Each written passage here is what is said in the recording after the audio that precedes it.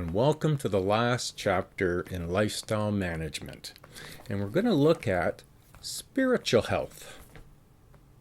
What's interesting, though, is that the interest in spiritual dimension of health and wellness is growing among college and university students. A quest for spirituality can add richness and depth to our lives. Spirituality can also equate to moral well-being. Now, it offers an invitation in our textbook around health and wellness and how to achieve our personal potential. So let's get started.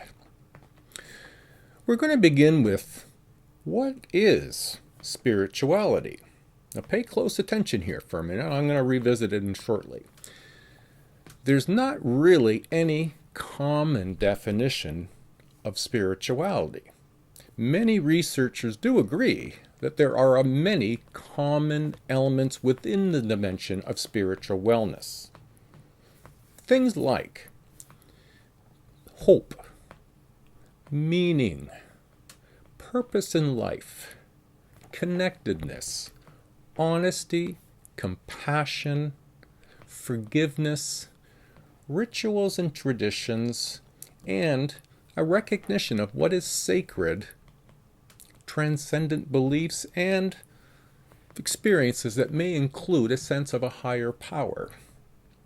Now here's where I'm asking you to sort of have paid a close attention. I'm going to revisit it right here. As you can imagine, this is a very big and very complex overview of spirituality, but as you can see, now, when you listen to the definition of spirituality in terms of the elements included, no mention of any specific religion or any specific non-religion. That's an important element. So spirituality is a big catch pot for a lot of things that include this sort of higher power, this sort of purpose in life. Now, as was introduced in Chapter 2, Psychosocial Health, was a term we labeled as spiritual intelligence. And here we're reintroducing it to remind you that this is our capacity to enhance our own personal capabilities and qualities such as compassion, creativity, wisdom, by improving our own self-awareness and feelings of connection with a divine energy. Now, in this chapter, we're reminding ourselves that our compassion and connectedness and wisdom can and should also extend to our workplace and outside of our own immediate sphere. Now, spirituality is a complex term, and where narrowing down the definition is difficult, and it's maybe not even all that desirable. Do we need to have it pinpointed to a specific point, or should it be more loose? By contrast, religion, it is described as a specific system of belief about a deity, often involving rituals and traditions, a code of ethics, and a philosophy of life. Usually represents a special doctrine followed by a group of people.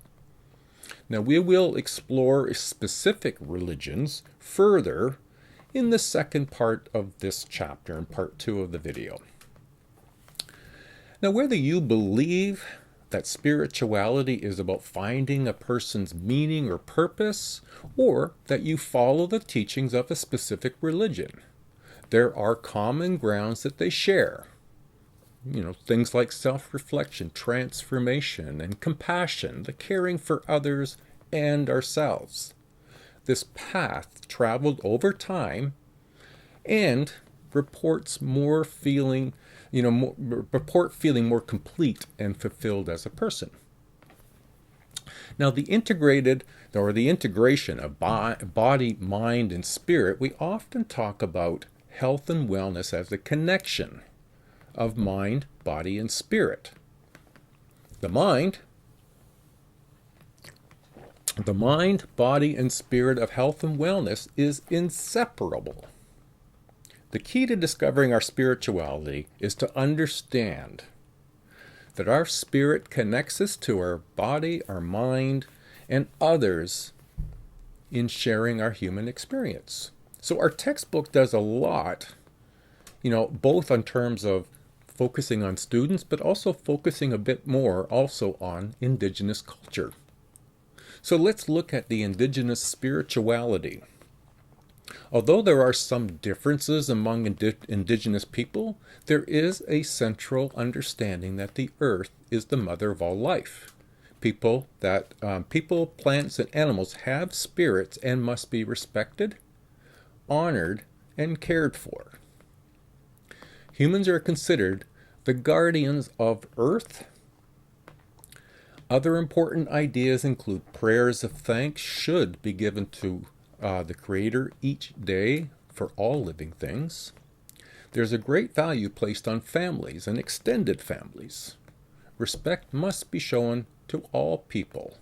Individuals should control their own behavior and considerations of the community to which they live in. Spiritual rituals often include healing circles, sweat lodge ceremonies, and powwows. Placed within the ancient symbol of the medicine wheel, there are 4 great meanings of the sacred tree: protection, nourishment, growth, and wholeness. Now, I encourage you to check out in your text the story of the sacred tree and the brief description for each of these great meanings. In Canada, we have the Métis, who have varied religious and spiritual traditions, some based in Catholic or Protestant traditions, and with the patron saint of Métis people, St. Joseph of Nazareth, or some combination of a traditional, non-traditional expression. The Inuit, alternatively, they believe that living things and objects have spirits and they must be respected. Their belief system, it's known as animism. Now, this is just a very, very brief overview, and as we will do for much of this chapter, will be a brief overview. So let's consider the spiritual dimensions. Now, we'll now start to consider what are the parts, the elements of spirituality. So consider, how do I begin to learn about my own personal spiritual dimensions? Well, that's a reasonable question to be asking oneself to gain greater understanding of our own spirituality. You might start by asking yourself a few questions. What is my understanding of spirituality? Explore that.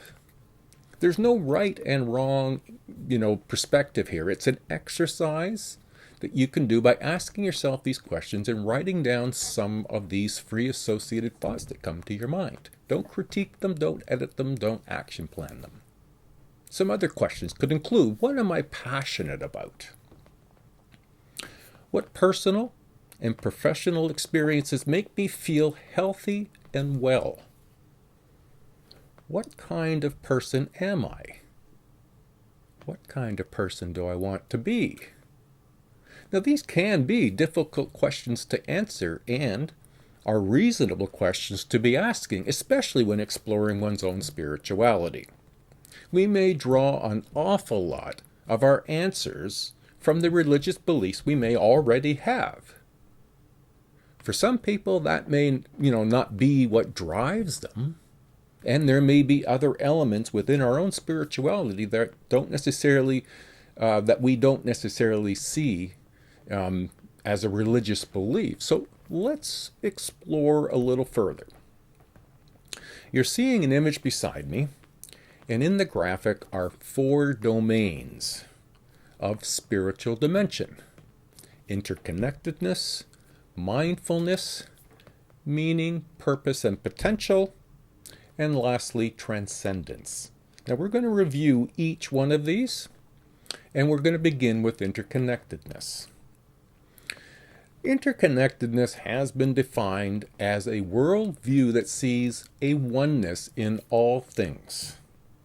The oneness being this interconnectedness that everything has with everything else. Now, with technological advances, the term interconnectedness has taken on new meaning. In global, political, social, ecological terms, what's essentially meant by this is that the interconnectedness isn't just within our own little community or social group. It's extended far beyond, and you might be seeing this in the news more recently in the interconnectedness of politics, economics, ecology. Now, interconnectedness can be understood in two distinct domains: connectedness to yourself and connectedness to others. Let's break them down just a little bit to see how they're similar and where they are different. Connectedness to self.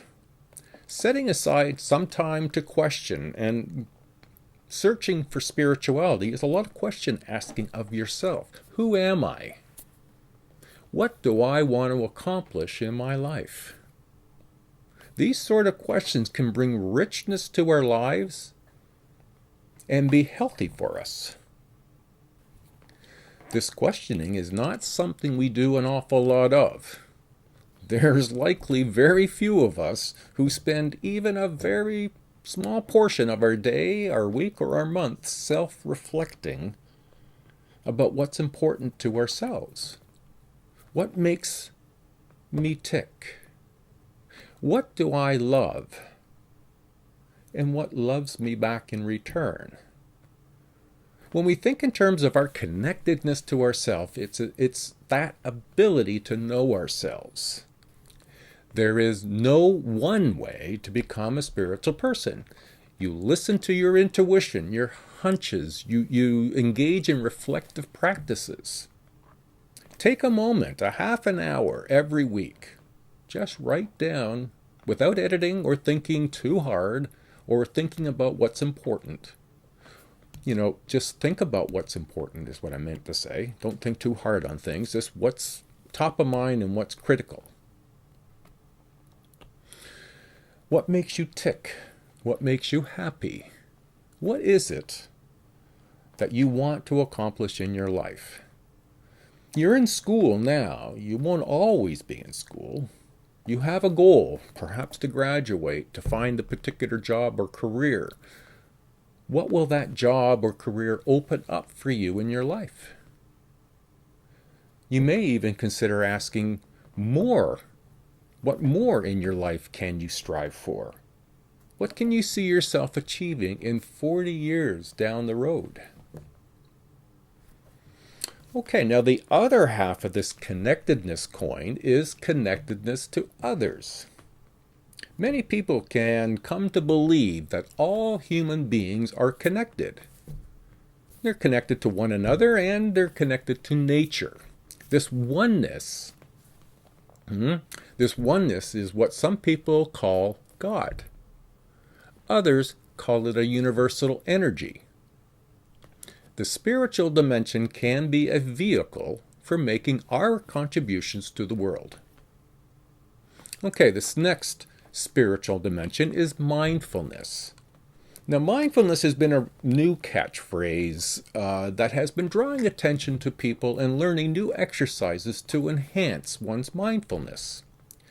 Mindfulness is a process of bringing attention to the moment by moment experience.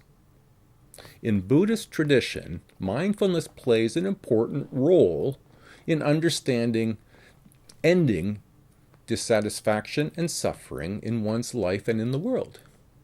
In contemporary counseling and psychology, it's been used to help clients deal with life stress and emotional issues.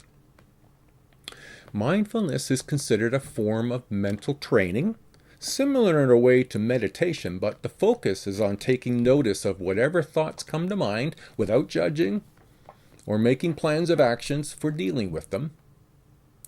In any capacity, mindfulness helps us to respond to situations in a reflective way versus a reacting way.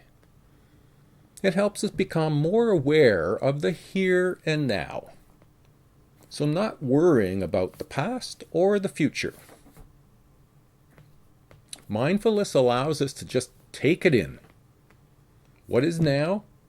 Appreciate it for what it is. Don't judge, don't critique, don't action plan. Be mindful of the here and now. Well, third of the spiritual dimension is sort of threefolded: meaning, purpose, potential.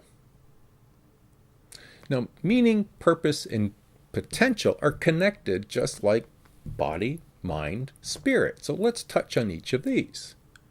Searching for meaning or special significance makes us more aware of worthy purposes in our lives. Our worthy purposes might be living a healthy way and helping others do the same. Having a purpose helps us grow and learn about our human potential. So either a target to achieve or an end result to attain. And then potential, well, that's expressed as possibility. Now, for many, meaning, discovering our purpose, and realizing potentials begin when we integrate the spiritual dimensions of health and spirituality. Now, whether based on religious or secular beliefs, they allow us to move back and forth from self-reflection to serving others, and sometimes that's where we start to be aware of what our purpose and what makes us happy. Now, the fourth spiritual dimension is transcendence. Moments of transcendence can leave us changed, sometimes for just a brief time and sometimes forever. They open us up to possibilities, understanding just what it is that we're meant to do, even for just a short time. And it can support an emotional and mental dimension of health and wellness.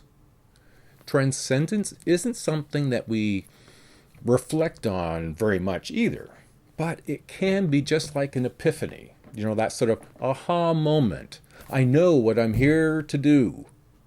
I know why I'm doing what it is that I'm doing, and I know what my purpose is. It might just be for the here and now, but it could be for the long term and our future. Now let's look at the relationship between spirituality and health. There's growing evidence suggesting that there's a relationship between spirituality, religious involvement, and better health outcomes. People who identify as religious or spiritual tend to utilize healthcare resources much better and embrace the concept of self-care. Greater religious involvement appears to lower our blood pressure and the prevalence of hypertension. For example, having a means of being more connected, cancer patients have reported that the religious and spiritual beliefs help them cope with the disease and improve their quality of life.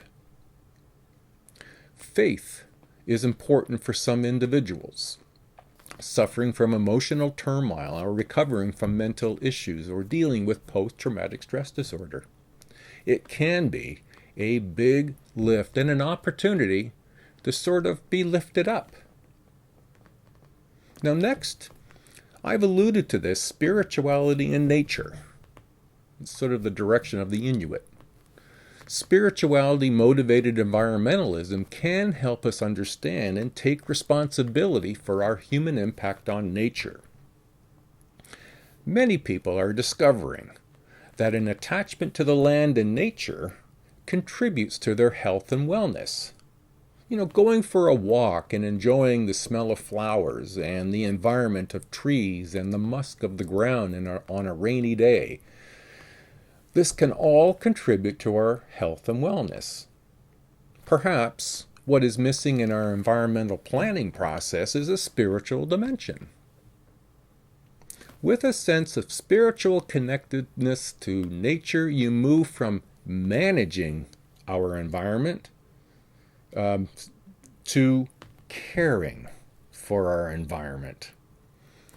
As we reviewed in previous chapter, and the relationship we have with the environment. As we often do, we're going to look at spirituality on campus. There's been this move in some academic institutions to integrate body, mind, and spiritual wellness into campus life. Whether that be in providing opportunities for students who engage in spirituality enhancing practices, appear to be participating also in more variety of campus activities.